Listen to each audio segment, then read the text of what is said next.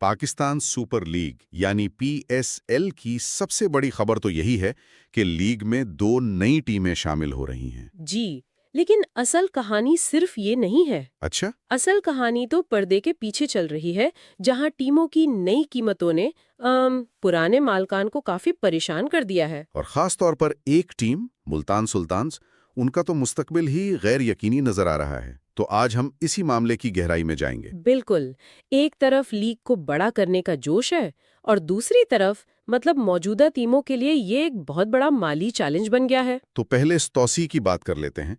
6 से 8 टीमों का टूर्नामेंट होने जा रहा है। जी, और पाकिस्तान क्रिकेट बोर्ड ने 6 शहरों की एक लिस्ट भी दी है। हाँ, मैंने भी देखी। हैदराबाद, सियालकोट, मुजफ्फराबाद, गिलगित, फैसलाबाद और रावलपिंडी। और दिलचस्प बात यह है कि नए खरीदारों को ये इख्तियार होगा कि वो अपनी मर्जी का शहर चुन सकते हैं। ये तो बहुत अच्छी बात है, लेकिन यहीं से मामला थोड़ा पेचीदा होना शुरू होता है ना? बिल्कुल, क्योंकि नई टीमों की आमद से पहले पीसीबी ने पुरानी टीमों के लिए एक नया हिसाब किताब शुरू कर दिया है। और वो हिसाब यह है कि तमाम पुरानी टीमों की कीमतें दोबारा लगाई गई हैं और अब मालिकों को अपनी ही टीम रखने के लिए ज्यादा पैसे देने पड़ेंगे। जी, उन्हें एक डेडलाइन दी गई है फैसला करने के लिए। लेकिन ऐसा क्यों? क्या ये सिर्फ ज्यादा पैसे कमाने की कोशिश है? देखिए, ये इससे थोड़ा ज्यादा पेचीदा है। पीसीबी की मंतक ये है कि लीग की ब्रांड वैल्यू अब बहुत बढ़ गई है। अच्छा। तो वो चाहते हैं कि तमाम टीमों की कीमत भी उसी हिसाब से हो, ताकि एक बराबरी की सतह कायम हो। लेकिन इसका सबसे ज्यादा असर पड़ रहा है मुल्तान सुल्तान्स पर। वो क्यों? उन पर सबसे ज्यादा असर क्यों? क्योंकि मुल्तान लीग की सबसे नई टीम थी।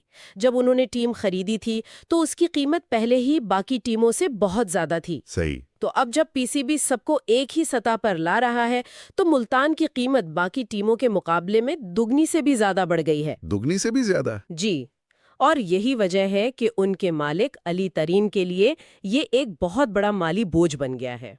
और जराए तो यहाँ तक कह रहे हैं कि शायद वो टीम को नीलामी के लिए पेश कर दें। इम्कानात तो यही नजर आ रहे हैं। इसी वजह से उनके पीसीबी के साथ ताल्लुकात भी कुछ अरसे से कशीदा रहे हैं।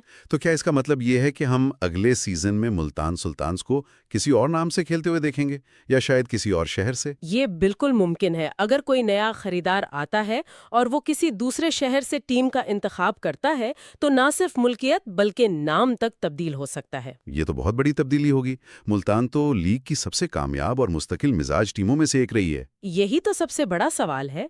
कामयाबी अपनी जगह है, लेकिन बिजनेस के फैसले तो नंबरों पर होते हैं ना। ये बात थोड़ी अजीब नहीं लगती? एक तरफ पीसीबी लीग को बढ़ा रहा है और दूसरी तरफ हम सुन रहे हैं कि स्पॉन्सर्स की दिलचस्पी कम हो रही है। हाँ, और कराची जैसे बड़े शहरों में भी मैचों के दौरान स्टेडियम खाली रह जाते हैं। ये दोनों बातें एक साथ कैसे चल सकती हैं? आपने बिल्कुल सही नस पकड़ी है। यही इस कहानी का सबसे बड़ा तजाद है। अच्छा।